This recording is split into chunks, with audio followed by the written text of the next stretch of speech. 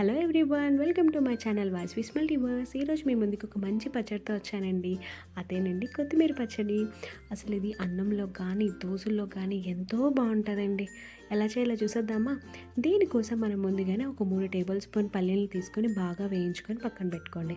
అది బాగా వేగిన తర్వాత అదే కడాయిలో 2 టేబుల్ స్పూన్ ఆయిల్ వేసుకొని 1 టేబుల్ స్పూన్ జీలకర్ర వేయించుకొని అలాగే కొంచెం పచ్చిమిర్చి వేయించుకోండి.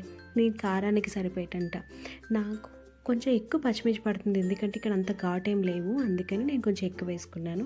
అది బాగా మగ్గిన తర్వాత ఒక కట్ట కొత్తిమీరకి 3 మీడియం సైజ్ టమాటాలు సరిపోతాయండి. నేను 3 మీడియం సైజ్ టమాటాలు తీసుకొని బాగా మగ్గించుకున్నాను.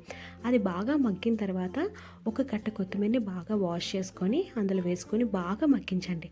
అది బాగా మగ్గిన తర్వాత మనం చింతపండుని కూడా వేసుకొని కలుపుకోవాలి. కొంచెం సాల్ట్ కూడా వేసుకొని బాగా మగ్గించుకోండి. బాగా మగ్గిన తర్వాత స్టవ్ ఆఫ్ చేసుకొని అది బాగా చల్లార్చండి. ఆ తర్వాత మనం ముందుగానే వేరుశనగపప్పు పొట్టు తీసి ఉంచుకోవాలి. అది బాగా గ్రైండ్ చేసుకున్నాక ఈ చల్లారిపోయిన మిశ్రమాన్ని ఆ గ్రైండర్లో వేసుకొని బాగా మిక్సీ చేసుకోవాలి.